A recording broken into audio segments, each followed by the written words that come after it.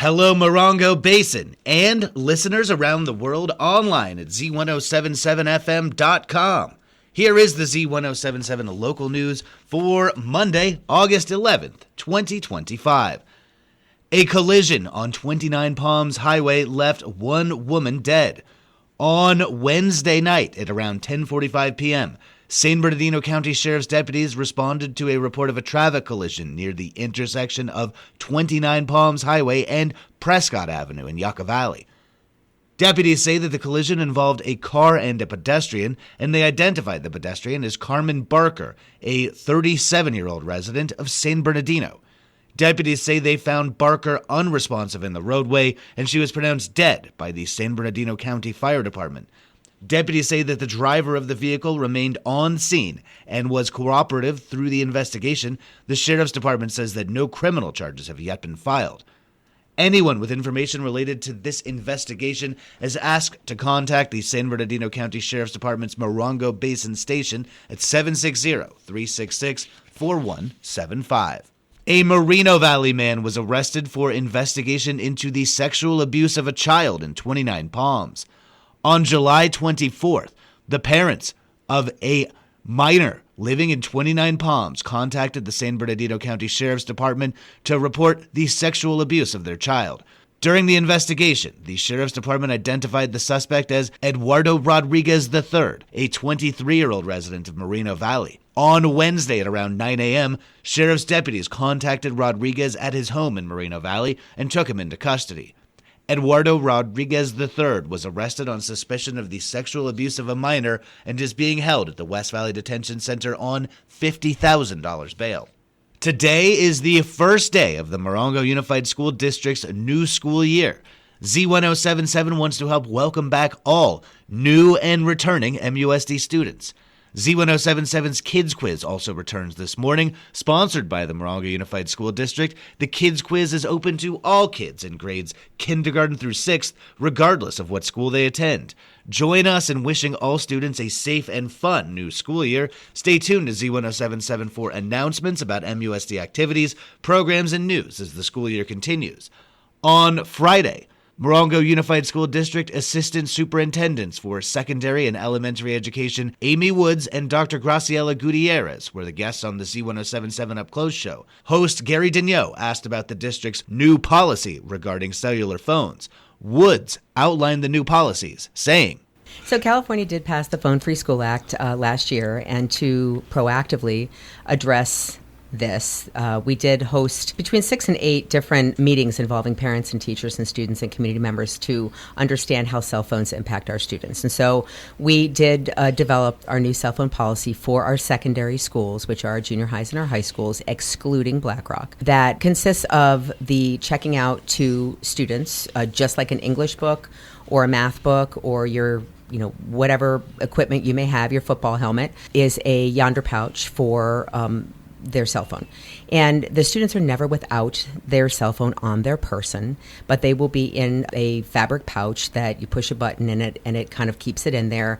And that eliminates the temptation for distraction inside the classroom and for all different other kinds of safety purposes. So we do check that out to you for free. Did you say it was an RFID pouch? It doesn't get yonder pouch, yeah. Okay, yeah. So it won't ring. It will ring if they don't turn it off. So you would need to turn it off and put it in. It gets signal. Sorry, correct. That's where I was absolutely. going with it. And the students, again, changes is difficult, and we need to give lots of grace time to develop a routine with our secondary students for them to they will have their cell phones until they enter the campus in the first period, and they just put it in the bag, they push the button, and they go about their day.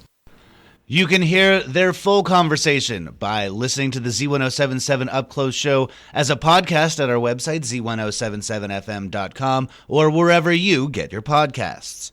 Construction on State Route 247, known locally as Old Woman Springs Road, will continue weeknights this week.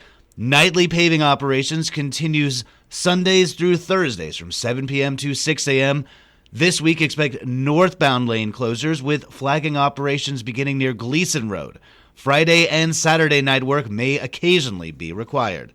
Caltrans says that wait times on each side of the flagging operations are expected to be 20 minutes, and they ask that you plan ahead. The construction project is part of an extensive road rehabilitation program that involves repaving and widening the road shoulders for signage and bike lanes. Last Friday, Z107.7 received sad news that Morongo Valley Mayor Ziggy the Chicken has passed away at the age of 5. Ziggy is survived by his girlfriend Lily and his owner Rita Tyndall of the livestock feed and supply store The Hippie Chicken. Former Morongo Valley Mayor Roxy of All American Fuel and Food will be stepping back in to fulfill Ziggy's term until this fall's election season. Reporter Gabriel Hart checked in with Tyndall to learn more about Ziggy's passing, his impact on their store, as well as the community. While the lifespan for a chicken is typically 7 years, Tyndall said at age 5, Ziggy was, quote, definitely getting up there, and had started to be a bit quieter compared to his usual behavior. He began having seizures, which they treated immediately, but Tyndall says his dire situation persisted. And it could have been a couple of three things. They could have just had a little brain tumor, which I guess happens, a little injury that I didn't see happen. Somebody could have walked something in, but the other hen, his girlfriend, is fine. So we don't totally know, but I was watching him and hanging out with him during the day at the shop. One day, the last day, he had a couple. Seizure medicine did stop one that was a little bit longer, and then I came back in the next morning and he wasn't here. So when asked how Ziggy's girlfriend Lily was navigating the loss of her partner, Tyndall said, "She is hanging out with me more. She's usually very not standoffish, but she's her own little person. But like yesterday, she was having some goat milk with my little boy, my Frenchie, and then she hung out in the office most of the day eating popcorn. So she is sticking around us a little bit closer." Ziggy was the surprise winner of Morongo Valley's dog mare election last fall in a last-minute decision to run against incumbent Roxy and other local canines. Tyndall explains the sincere choice behind what many considered a controversial race. Well, I guess there wasn't a lot of people running, and somebody had suggested it. I had kidded about it before, and then so we kind of did it at a last-minute kind of thing and took him to the park and hung out, and, because all the kids that come in love him, and a lot of people that are afraid of roosters, he kind of changed their mind. Former Mayor Roxy from All American Fuel and Food will be stepping in as interim mayor to fulfill Ziggy's term until this fall's election. And while Ziggy has passed on, his legacy allowed other animals to be involved in the mayoral race, so now it's anybody's guess what kind of animal might win. Reporting for Z107.7, I'm Gabriel Hart. The Johnson Valley Shared Use Area will be temporarily closed to the public beginning Thursday. The temporary closure is in support of critical Marine Corps training, which is vital for ensuring troop readiness and national security. The shared use area will be closed Thursday, August 14th through August 25th. During the temporary closures of the shared use area, the adjacent Johnson Valley OHV recreation area remains open for public use. Recreationists are advised to be safe and observe the boundaries of the shared use area and the Marine Corps Air Ground Combat Center. For more details, including a downloadable map showing the boundaries of the Combat Center and the shared use area, you can see this story at Z107.7fm.com.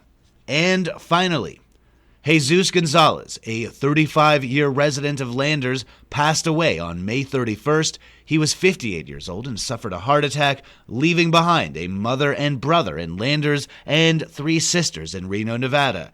A service will be held at the Joshua Tree Cemetery on August 15th, beginning at 11 a.m., followed by a graveside service. There will be a celebration of life for Jesus Gonzalez after the ceremony service at 57708 Rishi Road in Landers. That's our local news. Hear local news 7 times a day, 7 days a week at 7, 8, 9, noon, 4, 5, and 6. If you hear about news happening, let us know. Email us at tips@z1077fm.com. Reporting for the Morongo Basin News Leader, the award-winning Z107.7 Local News, I'm News Director Jeff Harmatz.